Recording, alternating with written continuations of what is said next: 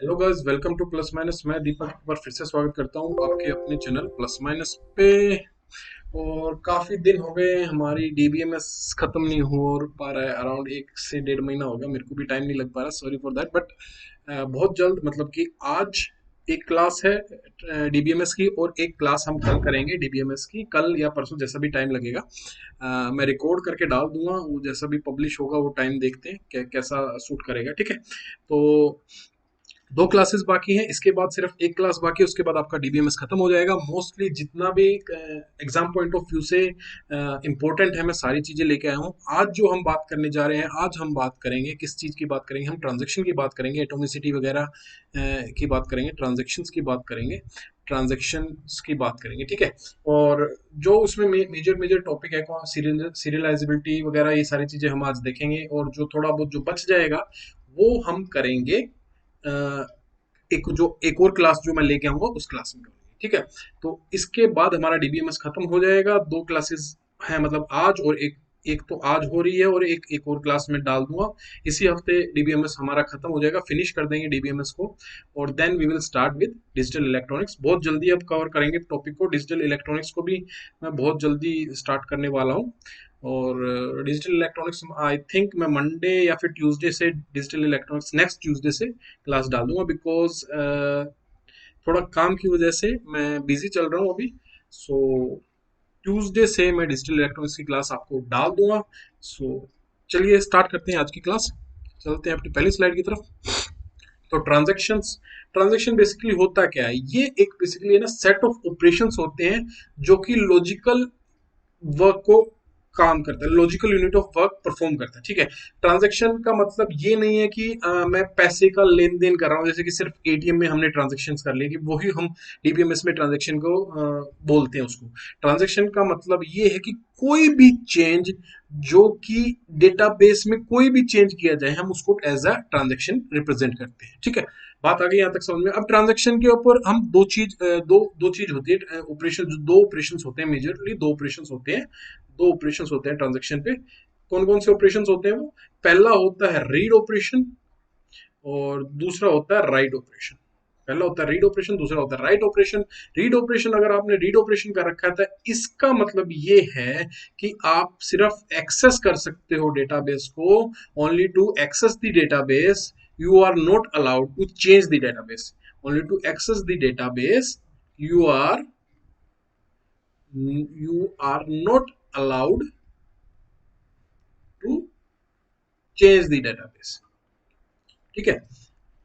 ये होता है रीड का मतलब, ठीक है। अब बात करते हैं राइट की। तो राइट का मतलब जो होता है हमारा, राइट का मतलब ये होता है कि भैया राइट में आप चेंज भी कर सकते हो डेटाबेस को, रीड करो और उसमें कुछ चेंज भी कर दो। Read and also you can make some change in the database, ठीक है। कुछ भी चेंज हम डेटाबेस में कर सकते हैं। होप सो ये बातें आपको समझ में आ गई होंगी। चलते हैं अगली स्लाइड की तरफ। अब स्टार्ट करते हैं हम अपनी एसिड प्रॉपर्टी की तरफ। एसिड प्रॉपर्टी आपसे क्वेश्चन भी एग्जाम में, बहुत छोटे लेवल का क्वेश्चन है, इससे कई बार क्वेश्चन देखा गया है, इवन एचटेट में देखा गया है, पिछले साल के जो क्वेश्चन था डी ट्रिपल एस बी में, उसमें भी देखा गया है। और जो केवीएस वगैरह उसमें भी बहुत, मतलब ये एक छोटा सा टॉपिक है देखा जाए तो। और इसको, इसमें से कोई भी क्वेश्चन उठा के दे सकते हैं, कि इवन फुल फॉर्म पूछ सकते हैं कि एसिड की फुल फॉर्म क्या होती है।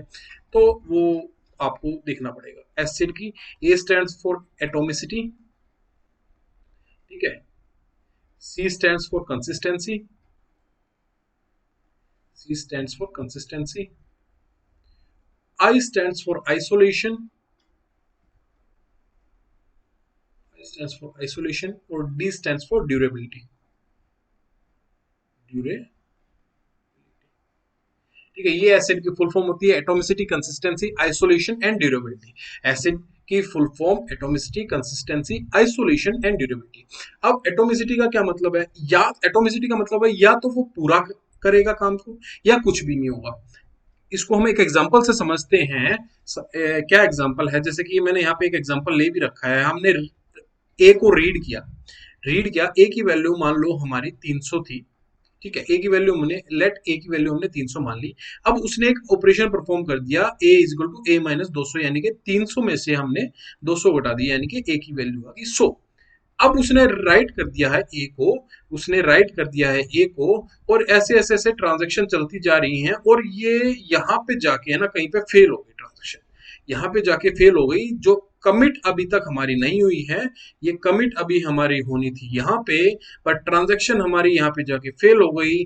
तो ये जो फेल हो गई, तो यहाँ से क्या होगा, ये वापस रोल बैक कर जाएगी, वापस रोल बैक कर जाएगी। यही एटोमिसिटी का मतलब है। या तो ये पूरा कमिट होके पूरा एग्जीक्यूट होती ट्रांजेक्शन, या फिर ये वापस रोल बैक कर जाएगी। ठीक है, कहीं पे भी किसी भी पॉइंट ऑफ व्यू पे कमिट होने से पहले किसी भी पॉइंट पे अगर ये ट्रांजेक्शन फेल हो जाती है तो वो रोल बैक कर जाएगी, नो मैटर कि आपने कितने ऑपरेशन उस पर अप्लाई कर रखे हैं, कितना कुछ आपने उस पर काम कर रखा है। अब मान लीजिए आपके पास लाखों ट्रांजेक्शन आपने उस पर कर रखी हैं और आपने बीच में कमिट नहीं कर रखा, तो क्या होगा, वो यहाँ पे अगर यहाँ पे कमिट से जस्ट पहले भी अगर ट्रांजेक्शन फेल हो जाती है, तो वो पूरा का पूरा आपको रोल बैक करना पड़ेगा। और इसकी मेन एक बात है, अगर कोई ट्रांजेक्शन फेल हो जाती है तो वो दोबारा रिज्यूम नहीं हो सकती, वो दोबारा रिस्टार्ट होगी, रिज्यूम आप उसको नहीं कर सकते हो। तो ये होती है हमारी एटोमिसिटी। सिर्फ इतनी सी बात थी, या तो वो पूरा का पूरा काम करेगा या उसमें कुछ भी काम नहीं होगा। ठीक है, एटोमिसिटी मीन्स ईदर ऑल और नन। चलते हैं अगली स्लाइड की तरफ। कंसिस्टेंसी, कंसिस्टेंसी का मतलब क्या है कि जब कोई ट्रांजेक्शन स्टार्ट होती है, ठीक है, स्टार्ट होने से पहले और स्टार्ट होने के बाद जो सम होता है दोनों ट्रांजेक्शन का, वो हमेशा सेम होना चाहिए। अब इसको हम ऐसे समझते हैं कि हमने एक ट्रांजेक्शन की जिसमें ये एक मैंने एग्जांपल यहाँ पे भी ले रखा है इसका, तो इस एग्जांपल को देखते हैं। हमने ए की वैल्यू 2000 मान ली, यहाँ पे बी की वैल्यू 3000 मान ली, और यहाँ पे जो ट्रांजेक्शन स्टार्ट होने से पहले है ए प्लस बी की वैल्यू है वो 5000 है, 5000 है हमारी, और हमने यहाँ पे एक ट्रांजेक्शन स्टार्ट कर दी, ट्रांजेक्शन T1, जिसका हमने नाम ले दिया ट्रांजेक्शन T1। ठीक है, अब हमने यहाँ पे क्या किया कि हमने पहले रीड किया ए को, ए की वैल्यू हमारी कितनी थी 2000, और फिर मैंने यहाँ पे एक ऑपरेशन कर दिया, यानी कि 2000 में से मैंने 1000 माइनस कर दिए, तो यहाँ पे हमारी 1000 आ गई। हमने यहाँ पे 1000 आ गई, हमने यहाँ पे राइट कर दिया, और राइट करने के बाद फिर ये बोल रहा है कि हमने रीड किया है बी को, बी की हमारी वैल्यू थी 3000 बी की वैल्यू थी, और हमने यहाँ पे एक ऑपरेशन परफॉर्म कर दिया, B is equal to B plus 1000, यानी कि बी की वैल्यू अब यहाँ पे क्या हो जाएगी, बी की वैल्यू हमारे पास जो थी 3000 प्लस 1000, यानी कि टोटल बी की वैल्यू 4000 है, और ये हमने यहाँ पे राइट कर दी और ये कमिट कर दिया यहाँ पे फाइनल। यानी कि हमारी ट्रांजेक्शन पूरी हो गई, हमारी एटोमिसिटी पूरी रही कि या तो पूरा होगा या फिर कुछ भी नहीं होगा। दोनों बात आपको यहाँ पे समझ में आ गई होंगी। अब ये क्या है कि भैया हमारी जो ट्रांजेक्शन करने से पहले हमारी वैल्यू कितनी थी ए प्लस बी की, मैंने आपको यहाँ पे बताया था 5000, ए प्लस बी की वैल्यू हमारे पास 5000 थी, ये बिफोर थी।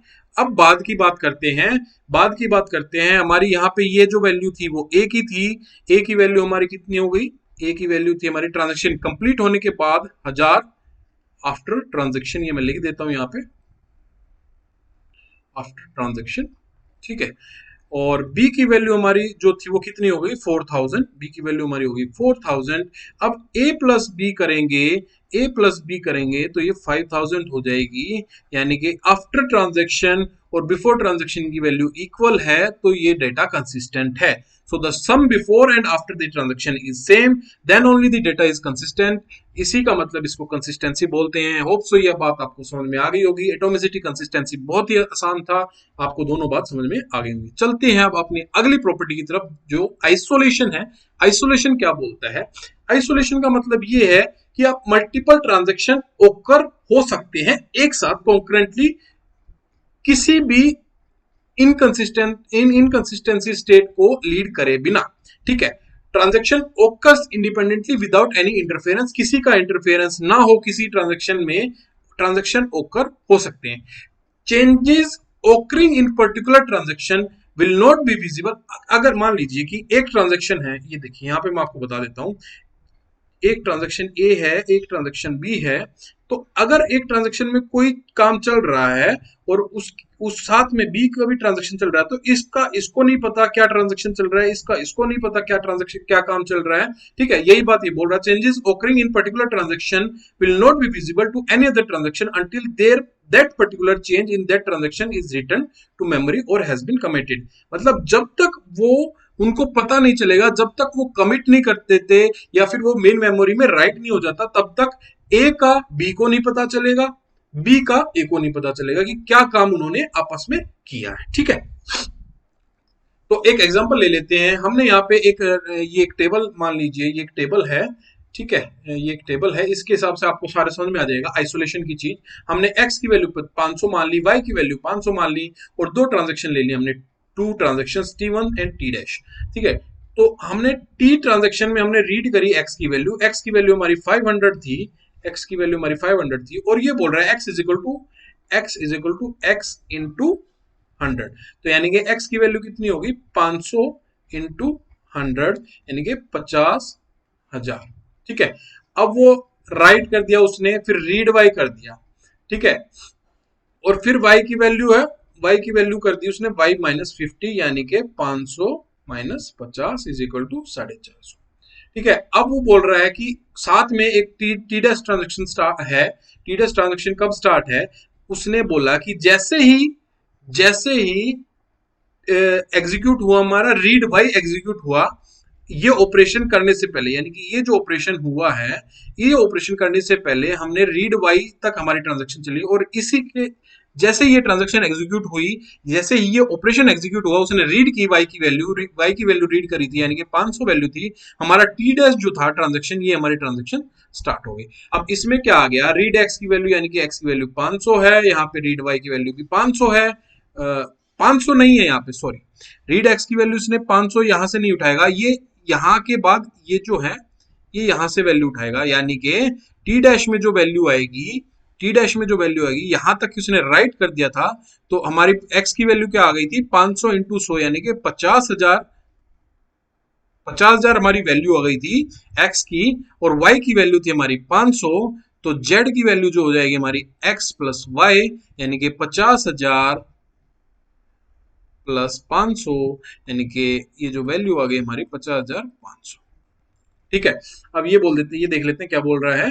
As suppose t has been executed till read y and then t dash starts, as a result interleaving of operation takes place due to which, हाँ बीच में उसने जो नीचे के ऑपरेशन वो इंटरलीव कर दिया और t dash स्टार्ट हो गई, ड्यू टू विच वो गलत इंफॉर्मेशन रीड करेगा, reads due to which T dash reads correct value of X but incorrect value of Y, क्योंकि उसने एक्स की वैल्यू तो बिल्कुल सही है, क्योंकि एक्स की वैल्यू उसने राइट करवा दी, यहाँ पे एक्स की वैल्यू राइट करवा दी, तो एक्स की वैल्यू तो वो बिल्कुल करेक्ट रीड करेगा, बट वाई की वैल्यू जो है, वाई की वैल्यू वो यही लेगा, क्योंकि उसने ऑपरेशन जो ये वाला ऑपरेशन था, ये वाला ऑपरेशन होने से पहले ही टी डैश स्टार्ट कर दिया, तो वाई की वैल्यू हमारी गलत कंपाउंड होगी। तो टी डैश का जो आंसर होगा वो x plus Y is equal to 50,000 plus 500, यानी कि 50,500 आएगी, जबकि t की जो फाइनल वैल्यू आएगी, टी की जो फाइनल वैल्यू होगी, यहाँ पे 500 माइनस 50 था, वाई की वैल्यू 500 थी, 450 तो टी की वैल्यू जो आएगी हमारी ए प्लस बी, अगर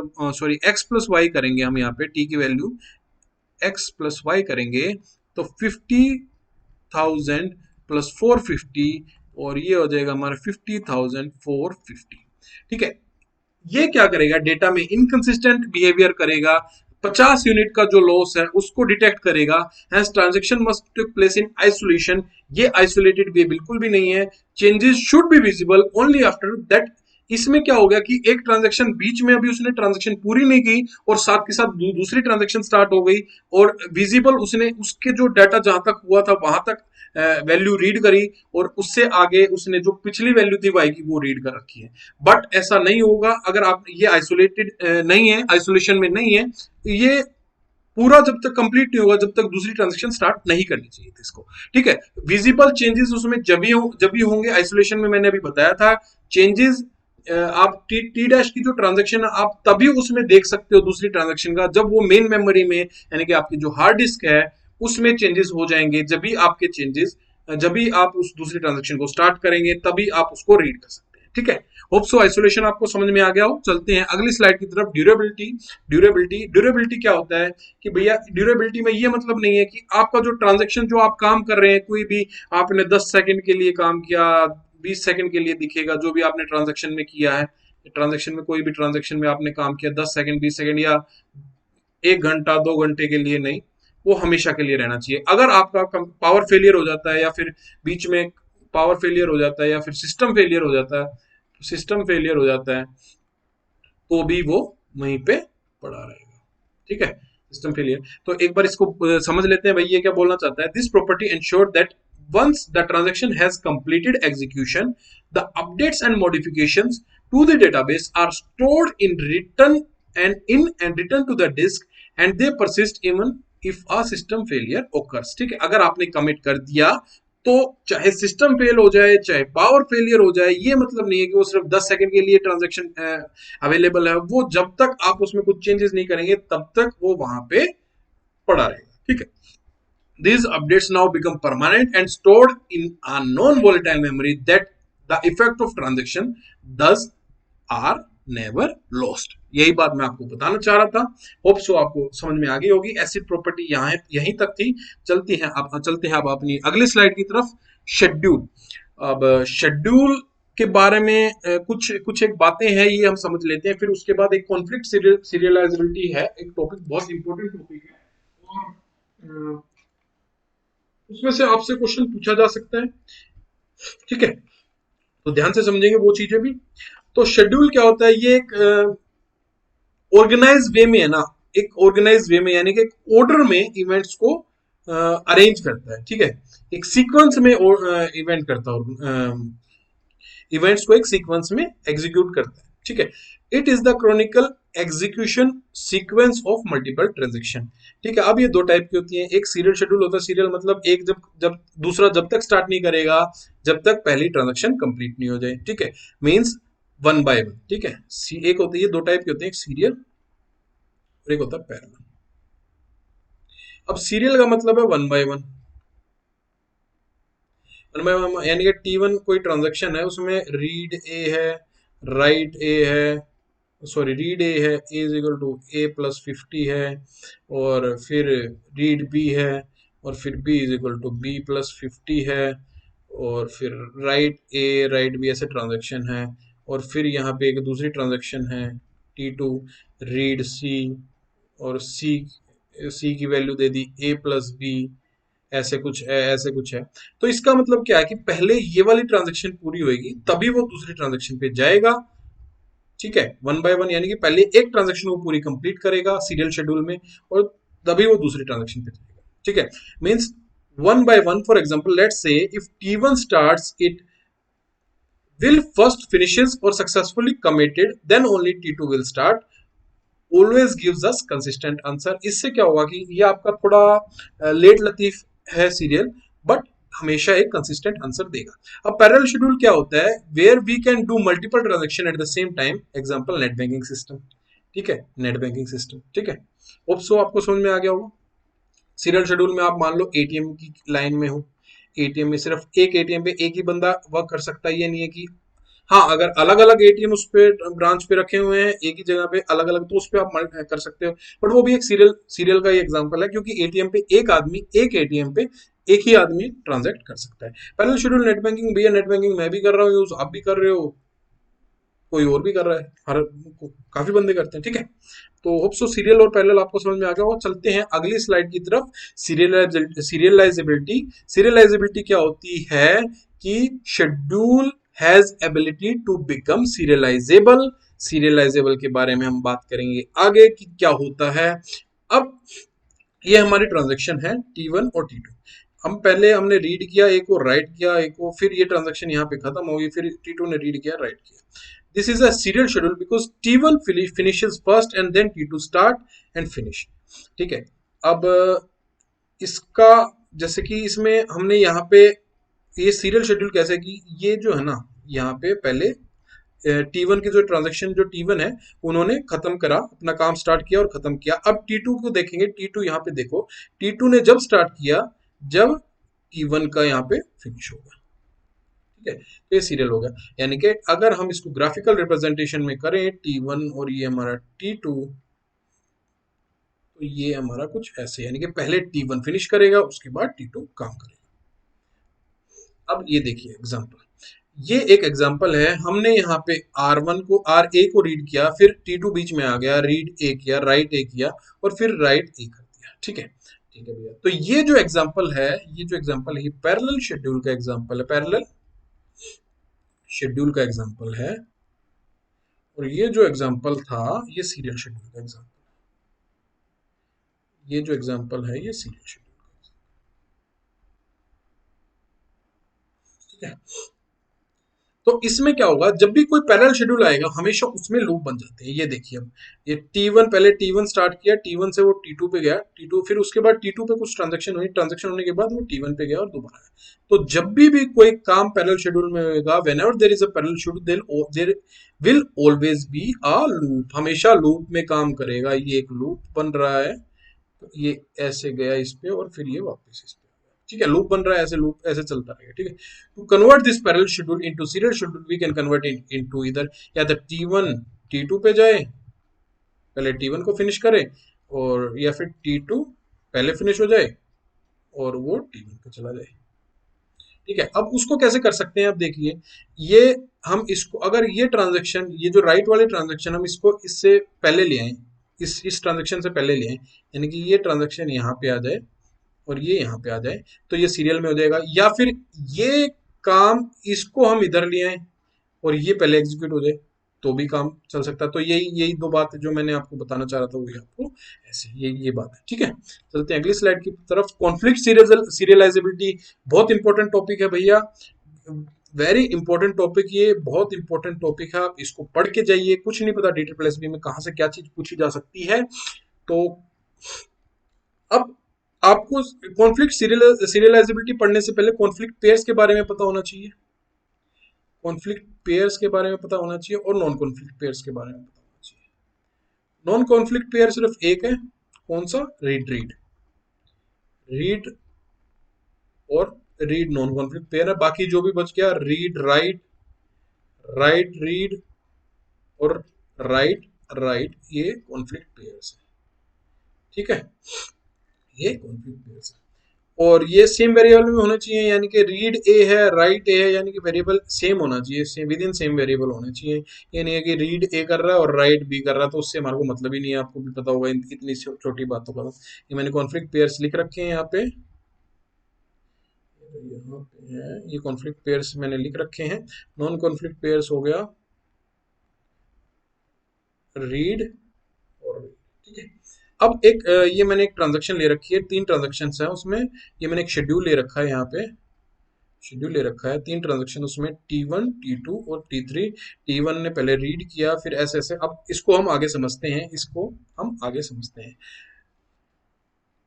इसमें हम अब कॉन्फ्लिक्ट सीरियलाइजेबिलिटी में हम क्या करेंगे, सबसे पहले हम चेक करेंगे कि हमारे इसमें कॉन्फ्लिक्ट पेयर्स क्या क्या हैं। जो भी कॉन्फ्लिक्ट पेयर्स हैं, हम उसके बीच में हम एज ड्रॉ कर देंगे। नॉन कॉन्फ्लिक्ट पेयर्स का हमें मतलब ही नहीं है। ठीक है, अब सबसे पहले हमें चेक करना है वेदर, जो सबसे स्टार्टिंग से स्टार्ट करते हैं, RX को हम ले लेते हैं। RX का RX का RX का कोई कॉन्फ्लिक्ट है T2 या T3 में, कोई कॉन्फ्लिक्ट है ट्रांजैक्शन T2 या T3 में। T1 में हमें नहीं देखना, T2 या T3 में ट्रांजैक्शन में हमें देखना है कि कोई कॉन्फ्लिक्ट है। अब रीड का कॉन्फ्लिक्ट क्या होता है, रीड का कॉन्फ्लिक्ट क्या होता है, रीड का कॉन्फ्लिक्ट होता है सिर्फ राइट। अब रीड का राइट कॉन्फ्लिक्ट है क्या, राइट एक्स है कहीं पे, T2 में देखा भैया हमने, पहले देखो T3 में देखा, रीड वाई रीड एक्स, कोई कॉन्फ्लिक्ट नहीं है, राइट वाई। ठीक है, तो रीड वाई रीड जेड और राइट वाई राइट जेड, तो भैया इसमें तो कोई कॉन्फ्लिक्ट नहीं है इसका, तो ये हमने कैंसिल कर दिया। हमने यहाँ पे ये हमने T1 बना दिया, ये हमने T2 बना दिया, एक ग्राफिकल रिप्रेजेंटेशन जैसे हम बनाएंगे वो बात कर रहे हैं हम। तो अब देखना है रीड वाई, क्योंकि सेकंड ट्रांजेक्शन ये है रीड वाई, हमें चेक करना है क्या T1 और T2 सिर्फ जिस जिस ट्रांजेक्शन में है उस ट्रांजेक्शन को छोड़ के क्या दूसरी ट्रांजेक्शन में किसी का कॉन्फ्लिक्ट है। अगर है तो उसके बीच में हम लाइन ड्रॉ कर देंगे, अगर नहीं है तो हम उसको हटा दें। नॉन कॉन्फ्लिक्ट पेयर से हमें मतलब नहीं है, इसमें सिर्फ हमें कॉन्फ्लिक्ट पेयर से मतलब है। अब देखते हैं रीड वाई का क्या टी टू या टी वन में कोई रीड वाई का राइट वाई है, क्योंकि रीड वाई का कॉन्फ्लिक्ट राइट होता है, तो रीड वाई का कोई कॉन्फ्लिक्ट राइट वाई है। तो T2 में देखा भैया रीड वाई है, रीड जेड है, राइट जेड है, रीड जेड है, राइट एक्स है और राइट जेड है। नहीं है भैया, रीड वाई का कोई कॉन्फ्लिक्ट नहीं है हमारे राइट वाई के साथ, ठीक है, तो इसको भी हम, ठीक है। अब देखते हैं रीड एक्स का T1 या T2 में कोई कॉन्फ्लिक्ट है। T1 या T2 में कोई कॉन्फ्लिक्ट है, रीड एक्स का राइट एक्स होता है, तो रीड वाई राइट जेड नहीं है भैया, read Z right x right Z. हाँ भाई, रीड एक्स का जो है हमारा कॉन्फ्लिक्ट, ये हमारे को इधर मिल गया। रीड जेड का कॉन्फ्लिक्ट जो हमारा ये इसका है, ये हमारा मिल गया, यानी कि T3 का कॉन्फ्लिक्ट हमारे को मिला है T1 में, तो T3 से कॉन्फ्लिक्ट T1 में मिला है, तो हम यहाँ से एक लाइन ड्रॉ कर देंगे। T3 से कॉन्फ्लिक्ट T1 में मिला है, तो T3 से हमने लाइन ड्रॉ कर दी T1 में। हमारा इसका काम हो गया खत्म, ठीक है। अब रीड वाई देखना है, क्या T2 में जो रीड वाई है उसका कॉन्फ्लिक्ट, T2 में जो रीड वाई है उसका कॉन्फ्लिक्ट T3 या T1 में अवेलेबल है या नहीं है, तो वो देखते हैं। रीड वाई का राइट वाई, अब इसका ये ध्यान रखने की जरूरत है, रीड का कॉन्फ्लिक्ट राइट वाई होता है, बिल्कुल होता है, तो हमें T3 में मिल गया, तो कॉन्फ्लिक्ट मिल गया इसका यहाँ पे मिल गया, तो हम T2 में T2 से हमारे को मिला T3 में, T2 से हमें कॉन्फ्लिक्ट मिला T3 में, तो हमने यहाँ पे ये ड्रॉ कर दिया T2 से T3 की तरफ, ठीक है। अब देखते हैं भैया T2 से T3 की तरफ। अब देखो कि क्या रीड वाई का कॉन्फ्लिक्ट T1 में भी है, रीड जेड डब्ल्यू जेड नहीं है, वाई का कोई भी पेयर नहीं है, तो ये हमारा यहाँ से खत्म हुआ। अब रीड जेड देखना है, रीड जेड का कॉन्फ्लिक्ट क्या T3 में है, नहीं है भाई, क्या T3 में है, नहीं है, क्या T1 में है। रीड का कॉन्फ्लिक्ट, सिर्फ कॉन्फ्लिक्ट पेयर देखना है, ये बात ध्यान रखना। रीड जेड ये कॉन्फ्लिक्ट पेयर नहीं होता, ये नॉन कॉन्फ्लिक्ट पेयर होता है, राइट एक्स और राइट जेड। रीड का होता है राइट, तो जी हाँ, ये जो पेयर है राइट का है वो कॉन्फ्लिक्ट है T2, यानी कि T2 का कॉन्फ्लिक्ट T1 में अवेलेबल है, तो T2 से हम एक लाइन ड्रॉ कर देंगे, T1 की तरफ। ऐसे ही अब हम चलेंगे राइट वाई का देखो कॉन्फ्लिक्ट इसमें है, राइट वाई का कॉन्फ्लिक्ट क्या का होगा, राइट वाई का होगा या राइट वाई, ठीक है, रीड वाई, राइट वाई का कॉन्फ्लिक्ट दो होगा, या तो राइट वाई या रीड वाई। अब राइट वाई है इधर, नहीं है भाई, इसका यहाँ पे काम खत्म हो गया। राइट वाई है इधर, इसमें नहीं है, इसमें नहीं है, इसमें भी नहीं है, इसमें नहीं है, ठीक है भैया, तो ये यहाँ से हम कैंसिल आउट। अब राइट जेड का कॉन्फ्लिक्ट देते हैं, राइट जेड का कॉन्फ्लिक्ट क्या क्या होगा, रीड जेड होगा और राइट जेड होगा, ठीक है, रीड जेड होगा और राइट जेड होगा। तो राइट जेड का कॉन्फ्लिक्ट क्या है, जी हाँ, राइट जेड भी है और रीड जेड भी है। तो क्या अब मैं इसको दोबारा T2 को T1 पे दो बार करूंगा, नहीं, हमारा सिर्फ ये बन गया। अब हमें मतलब ही नहीं है चाहे वो कितनी बार भी हो, क्योंकि हमने एक बार डायग्राम ड्रॉ करना था, उससे हमने ये डायग्राम ड्रॉ कर लिया, ग्राफिकल रिप्रेजेंट करना है। अब चाहे वो कितनी बार भी हो, एक बार कर लिया, हमें उससे मतलब नहीं, ठीक है। तो यही बात है, ऐसे ही ये कुछ डायग्राम बन रहा है भाई, ठीक है, ऐसा ही कुछ डायग्राम बन रहा है, बिल्कुल बन रहा है भाई। Now again check the conflict, यही सारी बात जो मैंने आपको अभी करके दिखाई है वो मैंने थ्योरी में लिख रखी है। देर इज, ठीक है, ये उन लोगों के लिए जो मेरे से पीडीएफ मांगते हैं कि आप सर बता दो कि पीडीएफ दे दो, बट यार मैं प्रेफर करूंगा कि आप वीडियो देखें तो ज्यादा बेटर रहेगा, बाकी आपकी मर्जी है, ठीक है। तो there is no need to draw the lines if it is once done, ठीक है, ये बात हो गई।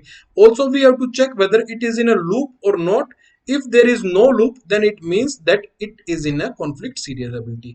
अब आप बोलोगे कि सर इसमें तो हमने यहाँ पे इसके बाद करने के बाद हमने देखा ही नहीं कि लूप में है या नहीं है। अगर इसके बाद एक बार वो दोबारा रिप्रेजेंट कर रहा है, अब भैया मैं जो बात कहने जा रहा हूँ वो देखिए कि अगर आप T2 से T1 पे करेंगे, चाहे एक बार करो, चाहे दो बार करो, चाहे तीन बार करो, उससे फर्क नहीं पड़ता हमारे को। एक बार हमने रिप्रेजेंट कर लिया, वो सिर्फ यहाँ पे मैसी करने की जरूरत हो जाती है, उससे क्या फर्क पड़ेगा भैया, ठीक है। T2 से T1 में कॉन्फ्लिक्ट सीरियलाइजेबिलिटी है, कॉन्फ्लिक्ट्स है पेयर्स का, तो हमने वहां पे ड्रॉ कर दिया हमने वहां पे। अगर यहाँ पे होता कि T1 से T2 पे रिप्रेजेंट करता है तो वहां पे लूप बन जाता, T1 से T2 में रिप्रेजेंट कर रहा है तो वो वहां पे लूप बन जाता, बट यहाँ पे ऐसा नहीं है, ये हमें चेक करना है। और ये मतलब नहीं है कि वो लूप से पूरे के पूरे पेयर में, यानी T1 T2 T3 ऐसे पूरा लूप बन रहा हो, अगर वो किसी भी दो एजेस में है तो भी आपको वो लूप माना जाएगा, ठीक है।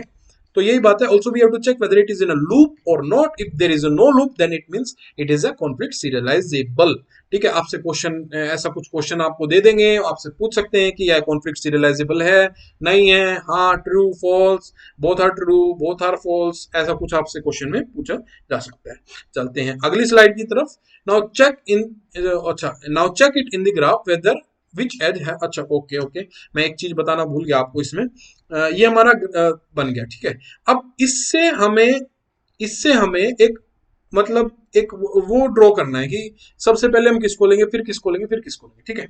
अब हमें क्या करना है कि भैया सबसे पहले मेरी वो चीज देखनी है कि इन डिग्री जीरो किस में है, इन डिग्री जीरो किस में है, इन डिग्री जीरो किस में है, इन डिग्री जीरो आप देखो, इन डिग्री यानी कि एज पे किसी और एज से कुछ आ रहा है नहीं आ रहा है। तो सबसे पहले इन डिग्री यहाँ पे T1 में कोई है, हाँ भैया दोनों साइड से है ना, T3 में भी आ रहा है। अब देखना है इन डिग्री यानी कि T2 से हम स्टार्ट कर सकते हैं, जिसकी इन डिग्री जीरो हो आप वहां से स्टार्ट कर सकते हैं।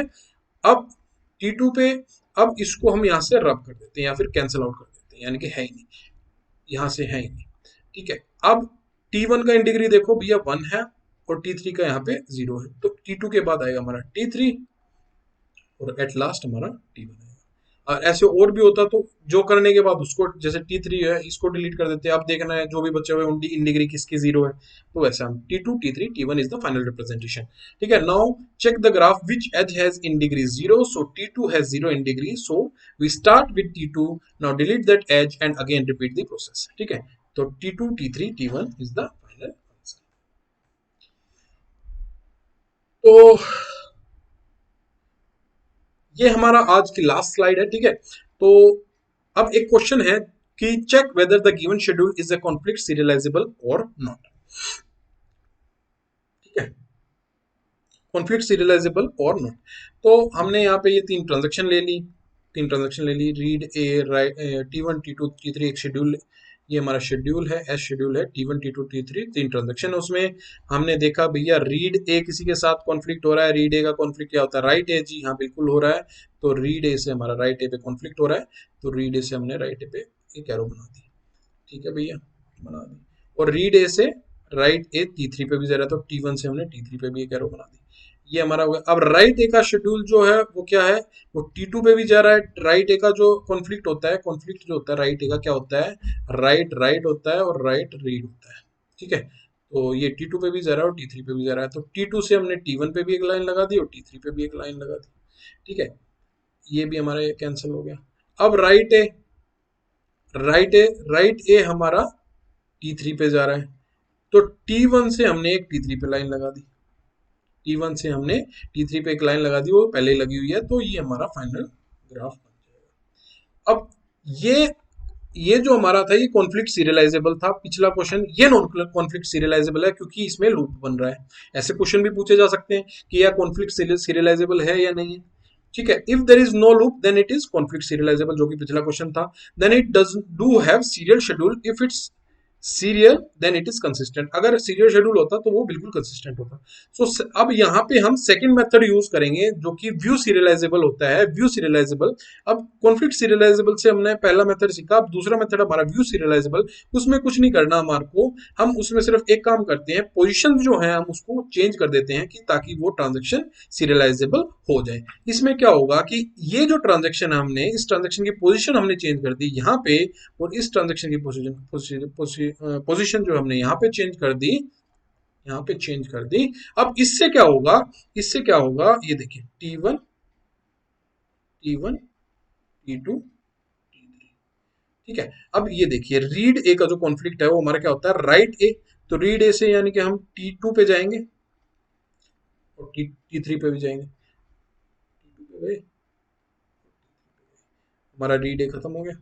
राइट ए, हम अगर ये हम ऊपर लिया है तो राइट ए, हम राइट ए से हम T2 T3 पे जाएंगे, तो हम एक बार अप्लाई कर चुके हैं तो हम उस पर दोबारा नहीं जाएंगे। अब राइट ए T2, अब राइट ए है तो राइट ए से हम T3 पे जाएंगे, राइट ए से हम T3 पे जाएंगे। ठीक है, अब ये हो गया हमारा सीरियलाइजेबल, सीरियलाइजेबल हो गया तो हमारा कंसिस्टेंट हो गया, कंसिस्टेंट हो गया। ठीक है, व्यू कंसिस्टेंट हो गया ये। ठीक है, तो यही बात बोल रहा है। तो so second method is used view serializable method in case of loop or non conflict serializable. Let's change the position of right a in t1 and t2. Now it is view equivalent. ये view equivalent है और इससे क्या हो गया हमारा जो serializable भी हो गया, ठीक है, यानी कि सीरियल शेड्यूल हो गया ये। पहले पहले ये पैरेलल में था, अब ये सीरियल शेड्यूल हो गया, कंसिस्टेंट भी हो गया। तो ऐसे क्वेश्चन भी आपसे पूछे जा सकते हैं। ये हमारा आज की स्लाइड का आखिरी क्वेश्चन था। होप सो आपको समझ में आया हो, और बहुत जल्द मैं आपके लिए अगला जो चैप्टर है, अगला जो इसकी जो अगली जो क्वेश्चन है, जो थोड़ा बहुत टॉपिक बचा हुआ है, लॉक, टू फेज लॉक वगैरह, रिग्रेस लॉक में फलाना ढिमका जो भी बचा हुआ है, वो मैं बहुत जल्द लेके आऊंगा। एक आज या कल कल मैं शायद वो क्लास डाल दूं, तो बहुत जल्द आपको वो मिल जाएगी। और मंडे या ट्यूसडे से आपके साथ हम नया चैप्टर स्टार्ट करेंगे जिसका नाम होगा डिजिटल इलेक्ट्रॉनिक्स, क्योंकि आपके जो मेजोरिटी ऑफ टॉपिक्स हैं वो सारे कवर हो गए होंगे।